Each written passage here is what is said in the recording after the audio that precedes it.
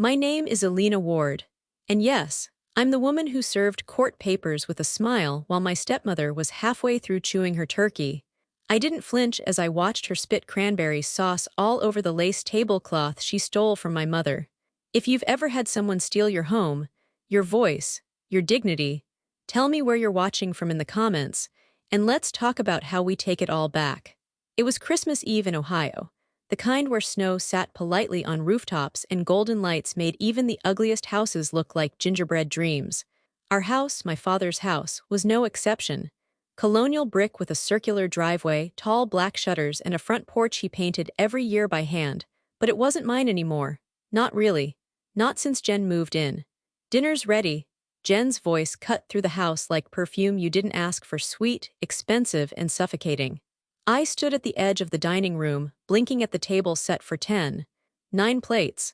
9 chairs, none for me. Before I could speak, my stepsister Lacey, 4 years younger and 10 times louder, came up beside me, grinning like it was her prom night. She was holding a pin between her fingers. "Got you something," she said. "Tradition, right?" I glanced at it. A tiny, silver name pin. "Housekeeper," it read. "Funny," I said flatly, already feeling the heat crawl up my chest. "You should put it on," she smirked, motioning toward the table. "Serve the family their food." For a second, I genuinely believed no one else had heard her, until Jen turned from the head of the table, my father's chair, and said, "Lacey, be nice. Alina's sensitive." Lacey giggled. "Right, sorry, she's not the help, just the charity case." That's when I realized they'd done this on purpose: the missing chair, the name pin, the perfectly timed roast in the oven I hadn't been allowed to season. I looked around. My aunt's eyes dropped. My cousin shoved a roll in her mouth. No one said a word. I could feel the pressure building behind my ribs, the way it used to when my father was alive and Jen would sneak comments in after dinner like knives between ribs. But tonight was different. I walked slowly to the center of the dining room, heels clicking like punctuation on polished oak. I stood behind Jen's chair and looked at the table. At the fake joy. The lies dressed up in crystal and linen. "This house is mine," I said, my voice shaking but clear. Forks froze midair, Lacey's grin flickered. "My father left it to me in his will, you both know that, and you need to move out." Jen didn't flinch. She reached for her wine, sipped, and dabbed at the corner of her mouth with a napkin, then she smiled. "Not happening, sweetheart." Silence, cold and heavy. I turned to my cousin Mark. "You're a real estate agent. Want to confirm who owns this house?" Mark looked like a deer caught in emotional crossfire. No need," Jen said, voice cool as her Riesling. "We're not leaving, so either grab a plate or grab your bags." Lacey chimed in, "Yeah, Alina, don't ruin Christmas." But Christmas was already ruined the day they made me a guest in my own home. I didn't say another word. I left the pin on the edge of the table, sharp side up, and walked out, past the living room where Dad's portrait still hung above the fireplace, past the stairs I once tumbled down as a kid, past the front door they never thought I'd close behind me with purpose. But I did. And that's when it started. Not just a fight for a house. A fight for the truth. The morning after the dinner, I woke to silence. A kind of silence that doesn't mean peace, just the aftermath of war. I hadn't slept much. My old bedroom, the guest room now, smelled like lavender spray and someone else's conditioner. I'd curled up on the edge of the bed like a visitor in a cheap hotel, staring at the ceiling fan slowly circling, reminding me time hadn't stopped just because everything else had. Downstairs, sunlight streamed through the kitchen bay windows, highlighting last night's untouched cranberry sauce and a platter of cold rolls. Jen always overcooked the turkey. Dad used to tease her about it. Now she was burning his name off every surface he ever touched. I didn't bother changing out of my sleep clothes. I just marched barefoot into the kitchen and picked up the house phone. Still listed under Ward Residence in the Yellow Pages, though no one had updated that in years. When the dispatcher answered, I didn't flinch. "Yes, I need officers sent to 1849 Lantern Ridge Drive. I'm the legal homeowner. 2 people are living here without my permission." There was a pause. "Ma'am, are you in danger?" "No, but they are trespassing." She asked my name, my birth date, and said someone would be sent over shortly. I ended the call and stood there, heart beating louder than the ticking kitchen clock. The same one my father had won in a Christmas raffle when I was 11. Now its hands felt stuck. Half an hour later, a black and white cruiser rolled up the driveway. Jen was seated in the living room sipping coffee, legs crossed, dressed like she'd just stepped out of a lifestyle blog. Lacey wandered in behind her, yawning dramatically, still wearing the silk pajamas I bought her 2 Christmases ago. "Cops?" she asked with mock alarm. "Are we finally arresting that casserole from last night?" Jen didn't even look up. "Let them in, sweetheart." The officers were polite. One was in his early 50s, graying at the temples and carrying himself like someone who'd seen more than enough family drama for one holiday season. The other was younger, barely out of academy, scribbling notes with nervous fingers. "Miss Ward," the older one nodded at me. "We understand you're claiming to be the legal owner of the residence." "Yes," I said, standing in the doorway between the kitchen and the den. "My father passed last year. The will names me as sole heir to the house. I never gave anyone permission to take over or live here permanently." "Do you have the will?" he asked. "In my room. Want me to get it?" "Please." I returned with a copy, kept in the fireproof box Dad insisted on buying for just in case, and handed it to him. He took his time reading it. His partner leaned in occasionally, brow furrowed. From the couch, Jen let out a breathy sigh. "She's going through a phase," she said sweetly. "Grief shows up in strange ways." I didn't even blink. The officer finally handed the document back to me. "Ma'am," he said carefully, "this does appear to show your legal claim.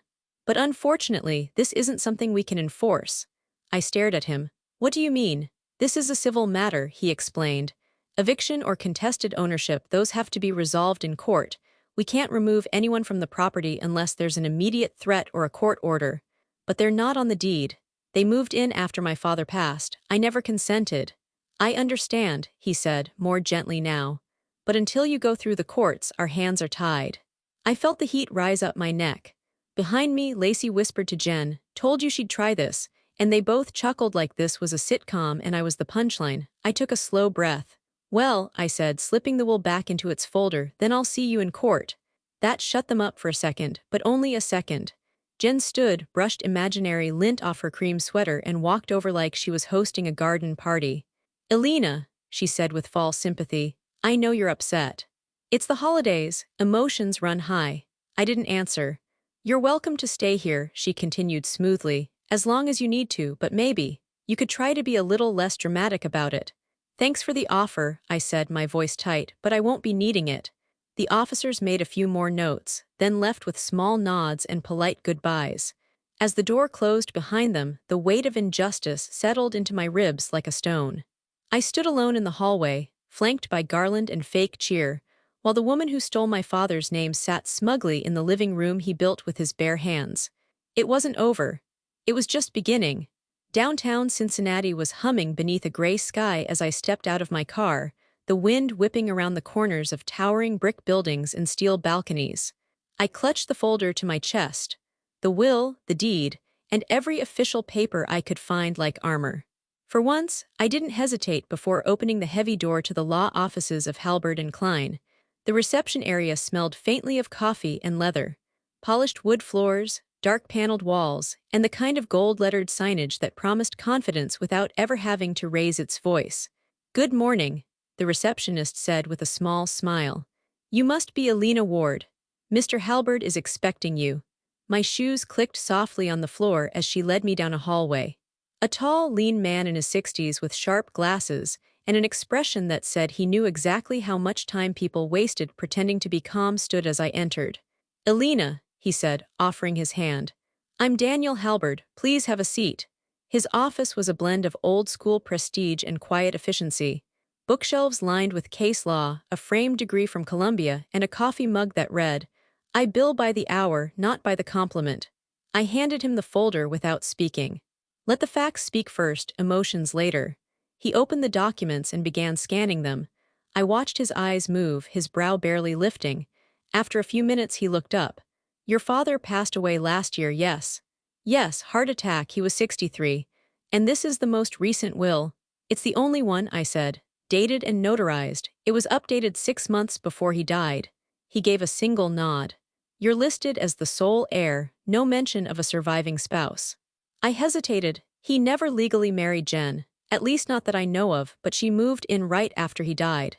Halberd leaned back slightly, steepling his fingers. "And she's still living in the house. Her and her daughter, Lacey." "Are they paying rent?" I gave a dry laugh. They're paying in contempt and air freshener. He smirked faintly. Well, unless there's a valid lease or proof of marriage, they're simply guests refusing to leave, which means we can pursue a formal eviction, should be open and shut. Those three words, open and shut, landed in my chest like a warm compress. I hadn't realized how tightly I'd been holding myself until that moment. So what happens next? I asked, leaning forward. How do I start? We'll begin by filing a notice to vacate. Since they've been there for more than 30 days, we'll treat them as month-to-month tenants, even without a lease. We'll give them 30 days. If they don't leave, we file an eviction complaint in court. He began pulling out a series of forms, flipping through them like a man whose desk had seen too many bitter families and far too few honest goodbyes. You'll sign here, he said, pushing a document toward me. This initiates the process. We'll mail a copy and serve them officially by hand as well. I picked up the pen. My hand trembled slightly, not from fear but from clarity. For the first time, I felt like I wasn't just reacting. I was choosing. I signed. Good, he said, nodding once. We'll move quickly. The courts are a little backed up after the holidays, but this isn't the kind of case that usually drags. Jen and Lacey will have a chance to respond. If they claim residency rights or present a counterclaim, we'll handle it. Can they do that? I asked, my voice tightening. They can try. But unless they've forged marriage certificates or filed legal paperwork, they're standing on wet paper. You're the legal owner. They're squatters with expensive coffee habits. That made me smile just a little. Mr. Halberd pushed the folder aside and folded his hands. Elena, it may not feel like it now, but you're in a stronger position than most people in these cases. You have documentation, you have a clear title, and you have the law on your side. I nodded. Thank you, really. You'll hear from me as soon as we file with the court clerk. In the meantime, don't engage with them. Don't threaten, don't argue, just keep records. If they damage the property, let me know. If they try to intimidate you, record it. As I stood to leave, he added, we'll get your house back, but more importantly, we'll get your name back. I didn't quite understand what he meant until I walked out into the cold again, the wind biting across my cheeks. For the first time in a year, I felt like I wasn't just trying to survive the loss of my father. I was fighting for what he left behind and who I used to be before Jen rewrote the rules. I climbed into my car, cranked the heater, and sat there for a moment. The engine hummed. The traffic lights blinked red to green. Somewhere nearby, the courthouse loomed like a quiet promise. I wasn't naive. I knew it wouldn't all be that simple. But for the first time since I was handed a housekeeper pin at my own family table, I felt the first flicker of power returning to my bones. And this time, I wasn't leaving quietly. Courtroom 2B was colder than I expected. Not just the temperature, though the old air vents wheezed with a low groan, but in its atmosphere. Everything was clean, polished, and strangely impersonal. Rows of pew-like benches lined the back. A single flag drooped behind the judge's bench, and in the center stood a chair where my future waited to be decided. Mr. Halberd stood beside me at the plaintiff's table. Calm, professional, the sleeves of his charcoal suit just brushing the polished wood. Across the aisle, Jen sat next to a man in a too-bright tie and gelled hair that screamed cheap confidence. Lacey sat behind them, arms crossed. Chewing gum like this was a reality show. Just remember, Halberd murmured, we present the deed, the will, and your affidavit. Stay calm, let the documents speak. I nodded. My palms were sweating, but my face was set. The bailiff called the case number. Ward versus Langford, Ray, residential occupancy dispute. Jen stood with calculated grace, smoothing her navy blue blazer, the kind of outfit meant to say I'm the real adult here. I stood beside Halberd, heart pounding, but with no visible cracks. I wouldn't give her the pleasure. The judge entered, a middle-aged woman with short gray hair and sharp cheekbones that seemed permanently skeptical. She flipped through the file in front of her as both sides were seated. Mr. Halberd, she said, you're seeking an emergency eviction order based on property ownership. Yes, Your Honor, he replied. My client is the sole heir of the property in question. The current occupants have no lease, no ownership, and no legal standing to remain in the home. He handed over the documentation, will, deed, affidavit, neatly stapled, thoroughly prepared. The judge skimmed through it with professional indifference. Then Jen's attorney stood. Your Honor, he began, we dispute the assertion that my client has no standing. While we acknowledge the deed is in Miss Ward's name, Mrs. Langford was married to the deceased, Harold Ward, shortly before his passing. As his legal spouse, she had every right to remain in the home. I turned to Mr. Halberd, eyes widening slightly. He didn't flinch. The attorney handed over a marriage certificate, dated 2 weeks before my father's death. I felt my stomach drop. My father had never told me he'd married Jen. I remembered him saying they weren't in a rush. That paperwork didn't define love. But there it was. The judge studied it without expression. And, the attorney added, Mrs. Langford's daughter has established co-residency. School registration, voter registration, utility accounts, her presence in the home is not only known, it is legally documented. He handed over copies of those as well. Jen folded her hands and smiled at me with quiet triumph. Miss Ward, the judge said, her tone neutral, you are indeed the legal owner of the property. However, the marriage certificate, combined with documented co-residency, complicates this case. Under Ohio law, immediate eviction is not applicable to lawful residents who can prove shared domicile with the deceased. My mouth opened, but no sound came. Jen wasn't a guest. According to the court, she was family, and that changed everything. I'm dismissing the current motion for eviction, the judge concluded. This matter must be pursued through probate litigation or a separate civil suit regarding ownership and marital rights. The gavel came down with a soft thud. Just like that, it was over. My claim denied. I didn't move. Not even when the courtroom began to empty. Not when Jen's attorney gave her a congratulatory nod. Not when Lacey turned and mouthed, told you so. Mr. Halberd leaned in quietly. Don't panic. This isn't the end. This just changes the route. But I barely heard him. All I could hear was Jen's voice in my head, the way she'd said it that night at dinner. Not happening, sweetheart. And for now, she was right. That night, I didn't go home. I couldn't call it that anymore. Instead, I found myself sitting on a frayed gray couch in Jasmine's apartment, surrounded by the soft hum of the city outside her window and the quiet ticking of a mismatched wall clock that always ran 6 minutes fast. Jasmine had been my best friend since sophomore year of college. The kind of person who could sense I was unraveling just from the way I said hello. She'd texted me the moment court ended. Do you want me to come get you, or are you already on your way here? Now, wrapped in her oversized blanket that smelled faintly of peppermint and drier sheets, I curled against the armrest with a cup of untouched tea in my hands. I had the will, I whispered, my voice rough. I had everything. Jasmine sat beside me, pulling her legs up onto the cushion, facing me fully. She didn't speak, she just listened. She forged it, I said, wiping under my eyes with the cuff of my sweater.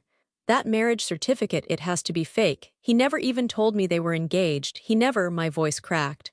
He would have said something, Jas. He didn't marry her, I know he didn't. Then that's what we look into, she said softly. I shook my head. But it doesn't matter now. The judge threw it all out like it was nothing. My whole case dismissed in 10 minutes. I pressed the edge of the teacup to my lips just to feel something warm. How can someone just take everything from me? The words slipped out raw, like a splinter still lodged in my throat. My house, my memories, my father's life, she took all of it. Jasmine reached over and gently tucked a strand of hair behind my ear the way my mother used to back when my world still had corners that felt safe. She didn't take it, Jasmine said, her voice firm but still gentle. She's holding it hostage. That's different, and hostages get rescued. I let out a shaky laugh that turned into another sob halfway through. I'm sorry, I said, wiping my eyes. I'm being dramatic. You probably had plans tonight. Yeah, she said dryly. I was gonna deep clean the fridge and watch documentaries about mushroom farming. You're way more interesting. She smiled, and for the first time all day, I smiled too, just barely. Jasmine leaned back, pulling the blanket over both our laps. This isn't over, Alina, she said. You just need a new strategy, a good lawyer and some truth on your side. I already have a good lawyer. Then you're halfway there. Outside, a siren passed in the distance. The sky through her window was violet now, fading into night. I stared at the ceiling and whispered. I didn't even get to say goodbye to my dad's garden. Jasmine reached over, placed her hand on mine, and gave it a reassuring squeeze. You'll get back there, she said. And when you do, you'll rip up every weed she planted. It was metaphor, sure, but I could see it in my head, kneeling in soil, dirt under my fingernails, pulling out every trace of her presence. I don't know where to start, I admitted. She stood up and grabbed a legal pad from her kitchen drawer, plopping back beside me with a pen between her teeth. Then let's figure it out. Step 1, find out how legit that marriage certificate is. I looked at her. You'd help me investigate her. Jasmine raised an eyebrow. Elena, I once hacked your ex-boyfriend's fantasy football league just because he ghosted you before finals. You think I'm afraid of Jen? I laughed, a real one this time. Besides, she added, flipping the notepad open, you're not alone, not anymore. I may not be a lawyer, but I know how to dig. I sat up, still wrapped in the blanket, and looked around her cluttered apartment. Dishes in the sink. A candle flickering on the end table. A mug with the words "Professional Overthinker" in bold red letters. Home didn't always look like real estate listings. Sometimes it looked like this. Warm, honest, and real. I didn't have a strategy yet. I didn't have the court's approval. I didn't even have my own bedroom. But for the first time since Jen's smirk shattered my peace, I had something else. Hope. The first thing I noticed when I stepped back into the house was the smell. Garlic knots and cheap red sauce. Jen had ordered from Louis' Trattoria, Dad's favorite, ironically. The place we used to go on Friday nights when the weather was too nice for cooking. He'd always ask for extra marinara. Jen hated the smell. Apparently she'd gotten over it just fine. The second thing I noticed was the music. Lacey had connected her phone to the Bluetooth speaker, and bass-heavy pop pulsed through the walls like the house itself was trying to shake me loose. I didn't bother saying hello. I just went upstairs. My feet knew the steps instinctively. I avoided the third one. It creaked. Dad had meant to fix it. He never got around to it. Once my room, wasn't exactly how I left it. Some things were the same. The bookshelf crammed with old paperbacks, the faded corkboard above the desk. But other parts shifted. A decorative throw I didn't own tossed over the chair. A new mirror propped against the closet. The scent of a floral candle I never would have chosen lingering in the air. Like the room had been slowly erasing me in my absence. I pulled the suitcase from under the bed. The same one I'd taken to college years ago. The zipper was stiff, reluctant, just like me. Downstairs, I could hear Jen laughing on the phone, probably confirming their dinner delivery. Lacey turned the volume up another notch. I folded clothes methodically, like each crease gave me control. Jeans, sweaters, the black coat I bought with my first paycheck. I packed slowly, knowing exactly what this meant. I was giving them space I didn't want to give. I was leaving what was mine. But I was doing it on my own terms. Halfway through, I paused to take the photo from my nightstand, the one of Dad and me in the backyard, covered in mud after fixing the sprinkler system. I tucked it gently between two shirts and zipped the suitcase shut. When I stepped into the hallway with my bag in hand, Lacey was at the top of the stairs, dancing like she was in a music video. She spotted me and grinned wide. "Well, look who's finally packing up her little princess room." I said nothing. She leaned on the banister, swirling her smoothie cup. "Need help dusting on your way out?" Her voice was syrupy, smug. I met her eyes. "No, thanks, I cleaned up after you long enough." Her smirk twitched, just for a second. Then she scoffed and spun around, disappearing down the stairs with a dramatic twirl. I walked slowly through the upstairs hall, glancing once at the closed door to my father's study. Locked now, off limits ever since Jen moved in. The plaque still read Harold Ward, architect, carved into the wood he polished every weekend. At the top of the stairs, I stopped. I turned around and took one last look at my childhood room. The pale yellow walls Dad let me paint when I turned 14. The tiny scratch on the closet door where I'd slammed it during my first real breakup. The window where I used to press my face and watch fireflies on summer nights. I stood there and inhaled, not to remember, but to release. Then I carried my suitcase down the stairs. Jen was in the kitchen in a satin robe, opening a bottle of wine. She didn't look up. "Make sure you leave your key on the counter." I placed it there without a word. Lacey raised her glass as I passed the front door. "Ciao," she said, drawing out the word like I was some dramatic guest on a reality show. I opened the door. The cold night air bit at my cheeks, but it felt cleaner than the warmth inside. I stepped out, pulling the suitcase behind me, the wheels clacking softly on the concrete. As I reached the bottom of the porch steps, I paused and turned around one last time. The house stood tall, glowing in the December dark. The wreath on the door was crooked. The porch light flickered like it was tired of pretending. I whispered under my breath, "I'll be back." Not as a visitor, not as a memory, as the owner. Then I walked into the night. 3 days passed. 3 long, quiet, echoing days. I was crashing on Jasmine's pullout, still living out of the suitcase I'd packed under pressure, and still brushing my teeth in a bathroom with a broken towel rack and 2 kinds of conditioner I didn't recognize. Every time my phone lit up, my heart skipped. I hadn't heard from Jen or Lacey. Not that I wanted to. The silence wasn't peace, it was strategy, I knew that. They were probably playing their next card while I was still trying to tape my deck back together. It was Thursday afternoon when my phone rang again, this time with a name I hadn't seen in months. Aunt Carol, my father's older sister. Southern accented, fiercely loyal, and not exactly Jen's biggest fan. She lived a few hours away and called rarely, but when she did, it always came with the warmth of a second mother. I picked up quickly. "Hi, Aunt Carol." "Elena, sweetheart," she chirped. "Been trying your home line for days and finally thought to call your cell. When are you getting home? I'm passing through and I've got something for you from your grandmother's estate box." I froze. I looked down at my chipped nail polish, then over at Jasmine's cluttered kitchen table. "Aunt Carol, I don't live there anymore." Silence. "What do you mean you don't live there? That's your house." I swallowed. "It's complicated." "No," she said quickly. "That house was left to you." Harold said it over and over. "That woman," her voice darkened. "Don't tell me she's still in there." I exhaled. "Yeah, she is. I'm coming over." An hour later, we were sitting at a small cafe table in a corner booth near the courthouse. The kind of place where you didn't need a menu and the waitress knew your coffee order by heart. Aunt Carol sipped her sweet tea and stared at me like I'd grown a second head. "She what?" she hissed, leaning forward. I just finished telling her everything. The fake warmth at the holiday dinner. The judge's ruling, the marriage certificate that caught everyone by surprise. "She had a document, said they got married 2 weeks before he died," I said quietly, my hands wrapped tight around my coffee mug. Aunt Carol blinked. "Elena," she said slowly, "your father never told me he married that woman." "I know, because he didn't." My eyes lifted to meet hers. She set her tea down. "I flew up to help him with the estate paperwork right before his last hospital stay. I would have been the witness if he got married. He said he wasn't planning on tying anything legal with her because, his words, not convinced she's not angling for the house." My heart slammed once in my chest. "You're sure?" "Baby, I helped him draft a prenup. He never filed it, never got around to it, there was no wedding." I sat back in the booth, the air sucked from my lungs.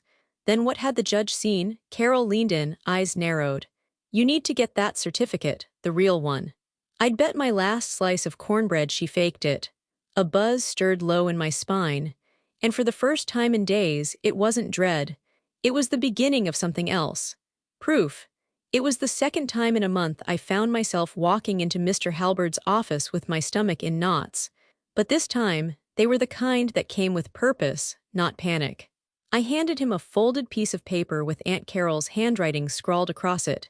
The exact date of my father's last will signing, the intended prenup that never got filed, and the fact that no one in the family, not a soul, had attended or even heard of a wedding. He adjusted his glasses, read it twice, and then leaned back in his chair. "If that marriage certificate exists," he said, "and it was filed after your father's death, that's not just suspicious. It's fraud," I finished. He nodded slowly. "We'll need to check county marriage records. I'll have someone go in person. If it's legit, there'll be an original license application, witness signatures, and a civil officiant certification. If it's not, it'll fall apart under scrutiny." The next 7 days were a slow burn of anxious waiting. While Jen posted holiday cookie photos online and Lacey uploaded selfies in the living room I grew up in, Halberd's team worked behind the scenes, combing through public records and courthouse filings. On the 5th day he called. "Elena," he said, voice tighter than usual, "you're going to want to come in." I was in his office less than an hour later. He didn't waste time. We pulled the marriage certificate from the county clerk's office. He slid a copy across the table. "Old 3 days after your father passed away." My mouth went dry. I stared at the date, my father's name in typed black ink and the faint county seal. "She backdated the wedding," he said, tapping a line on the form. "Claimed it occurred 2 weeks before his death, but the paperwork wasn't filed until after, which is legally meaningless. Ohio requires marriage certificates be filed before death. What she submitted isn't valid." I couldn't breathe for a moment. "So, that means the judge didn't see this." "They only saw what the defense submitted, a scanned copy with no filing stamp, and we didn't have grounds to challenge it without evidence." I leaned back, my pulse thudding in my ears. "She really did it. She faked being his wife." Halberd's eyes sharpened. We now have grounds to file for document fraud and property misrepresentation. This opens an entirely new case. Relief, white-hot and shaky. It filled my lungs like air after surfacing too long underwater. But the high didn't last. That night I got a message. It came through my phone from an unknown number with no contact photo, just a blank gray bubble and 2 short lines. You think you can win, you'll regret this. No name, but I didn't need one. I knew that voice, even in text. Jen, my hands shook as I set the phone down. A chill crawled up my spine, not from fear but from something colder. She wasn't smug anymore, she was scared. And that made her dangerous. The scent of old paper and polished mahogany hit me the second I walked into Mr. Halberd's office. The same office I'd paced nervously in just weeks ago now felt different, like walking into the starting line instead of the finish. A thick stack of legal documents waited for me on the table.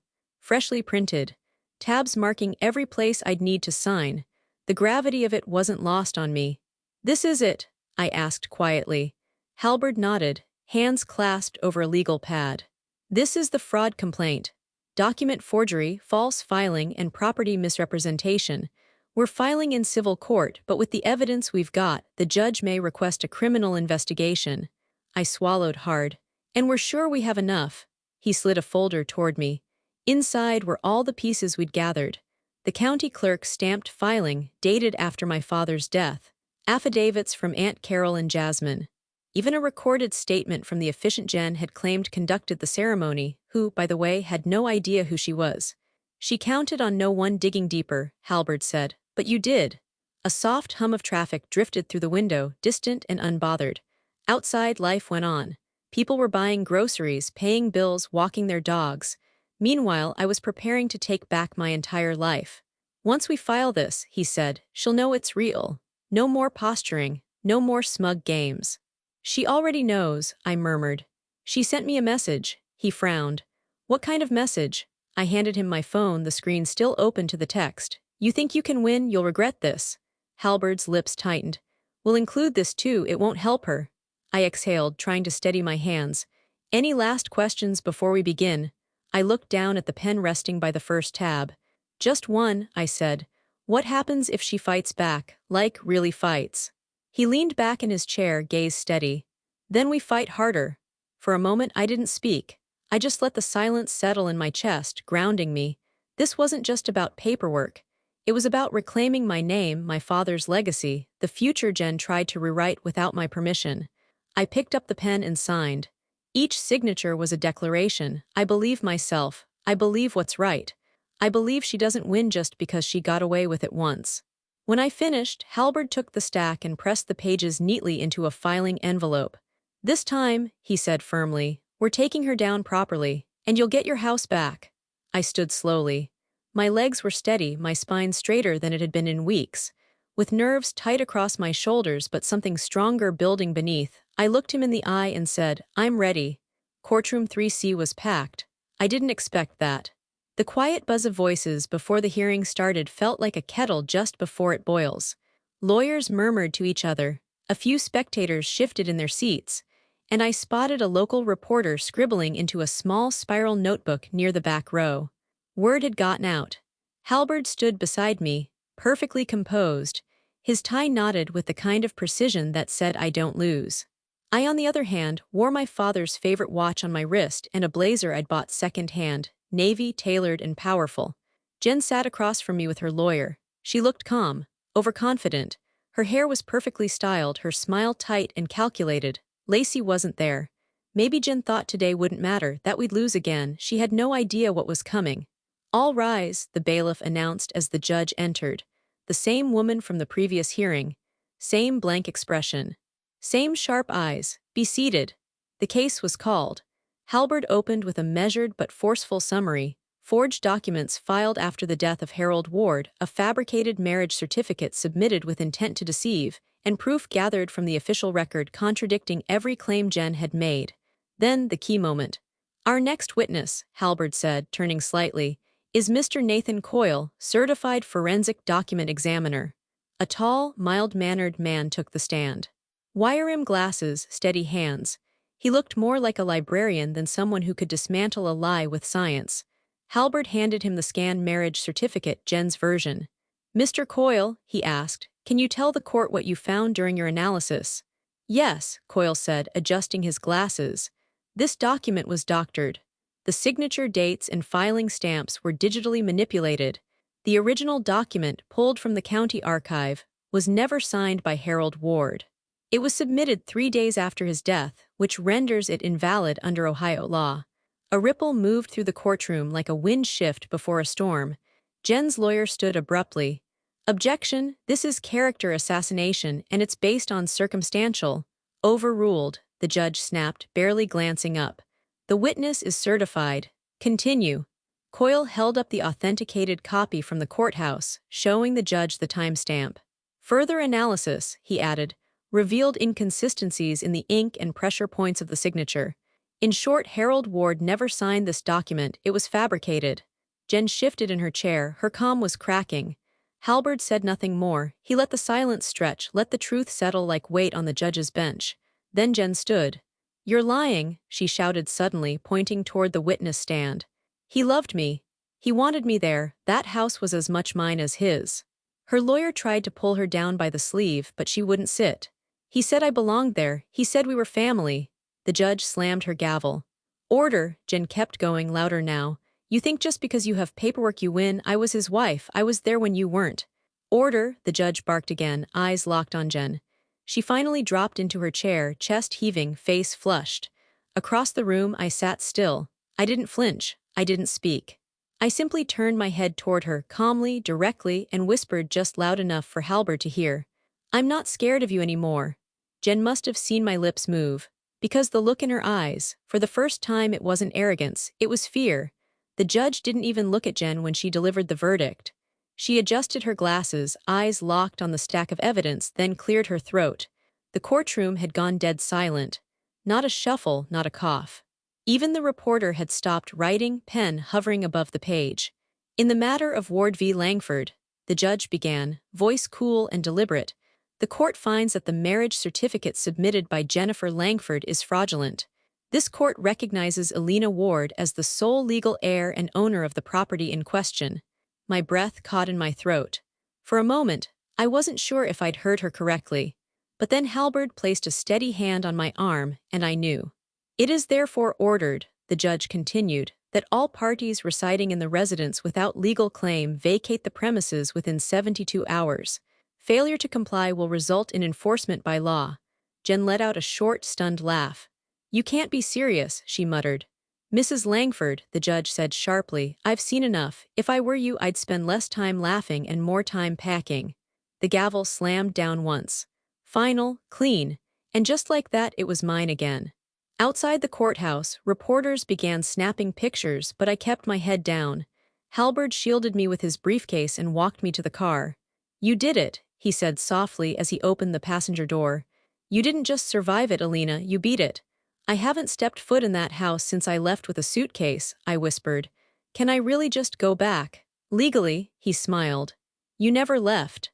2 days later, the officers arrived. I stood on the porch as the cruiser rolled up the long drive, just like it had the day I called for help the first time. Only this time they were coming for me, not to explain what they couldn't do. "Ma'am," one of them said as he approached. "You're Elena Ward?" "Yes. We have the court order. If you're ready, we can begin." "I'm ready," I said. Inside, chaos. Jen was red-faced and livid, throwing clothes into a duffel bag while Lacey screamed about how unfair it was. A half-packed suitcase lay open on the couch, designer heels spilling out, tangled with cords and makeup bags. "You're pathetic," Lacey spat as she passed me in the hallway, dragging a wheeled suitcase behind her like a child leaving summer camp. "You lied to a judge," I replied quietly. "Good luck posting that on your story." She shoved past me with a scoff, muttering curses under her breath. Jen wasn't so quiet. "I gave this house a soul," she shrieked, arms flailing as she paced. "You think your father even wanted you to have it? You think he loved you more than he loved me?" I didn't answer. I didn't need to. 2 officers stood by, arms crossed. "Ma'am," one of them said firmly, "you're trespassing now, you need to leave." Jen turned to me one last time, her eyes wild. "You'll regret this." "I already did," I said. "That's why I'm ending it." She opened her mouth like she wanted to scream, then stopped, realizing maybe for the first time that nothing she said could touch me anymore. She grabbed her purse, flung it over her shoulder, and stormed out the door. Silence followed, and I was standing there, in the doorway, alone. The officers tipped their hats and left.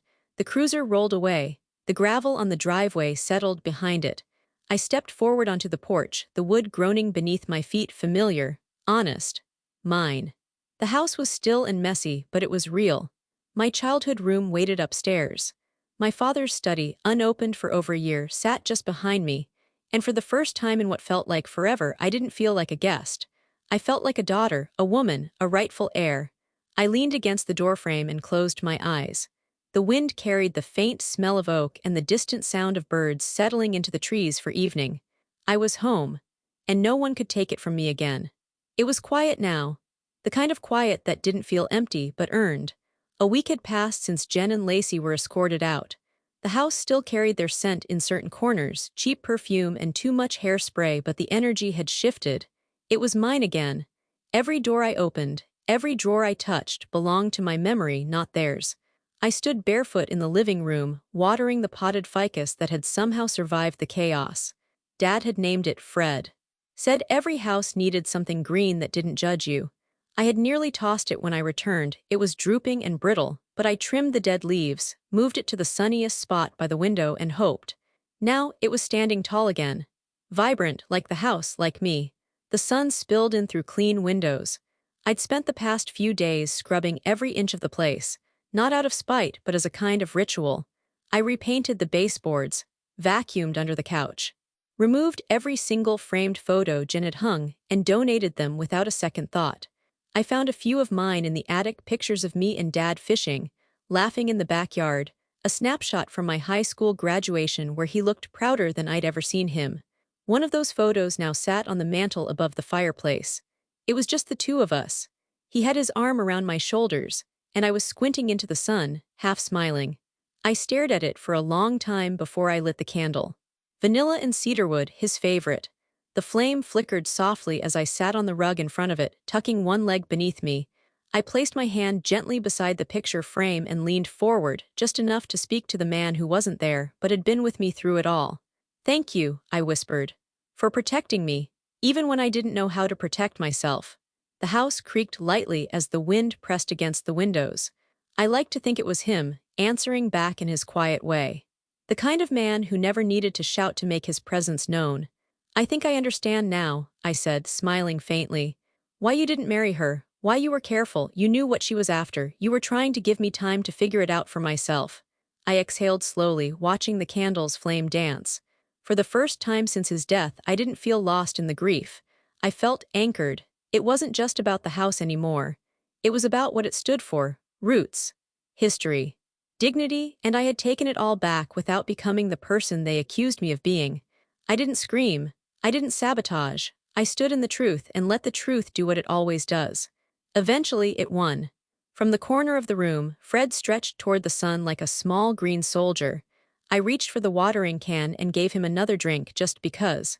The floor beneath me felt solid again. The silence didn't ache anymore. And for the first time in a long time, I didn't feel like I had something to prove. I felt like I had something to protect. The cemetery was quiet that morning. The air had that early autumn chill, just enough to make my fingers curl tighter around the bouquet of mums I'd picked up on the way. Bright orange and deep burgundy, like they'd caught the last light of summer and decided to hold it a little longer. Dad used to say October was the month the world softened. The heat was behind us, but winter hadn't come yet. Like life was catching its breath. I liked that thought. Leaves crunched under my boots as I walked the familiar path toward the hill where his stone rested. It was modest, just like he would have wanted. No over-the-top angel carvings or poetic verses. Just, Harold Dean Ward, beloved father, builder, listener. I knelt down and set the flowers gently at the base of the stone, brushing away a few wind-blown leaves from the lettering. "Hey, Dad," I murmured. The breeze stirred around me, tugging softly at the hem of my coat. It had been nearly 6 months since the court ruling. 6 months since Jen and Lacey had been evicted, since I stood on the porch with the door key in my hand, breathing in what victory felt like. 6 months of painting rooms and hanging photos, of drinking tea in my own kitchen, of laughing with Jasmine on the porch swing we rehung together, bolts and all. 6 months of remembering who I was before someone tried to write me out of my own life. I reached out and traced the engraved letters lightly with my fingertips. You did the right thing by not marrying her, I whispered. And I finally did the right thing by standing up for myself. There was no answer, of course, but somehow that silence didn't feel empty. It felt full. I sat back on my heels, letting the cool air fill my lungs.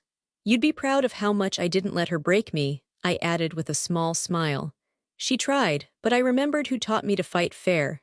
A squirrel darted across the grass nearby, pausing to study me like it was deciding if I was a threat. I wasn't, not anymore. I stood, brushing off my jeans, and took one last look at the stone. I'm okay now, I said softly. And the house is okay too. It's not haunted anymore.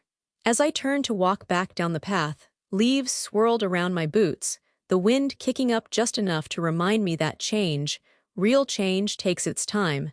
But it comes. I didn't get justice by shouting louder. I didn't get it by stooping to her level.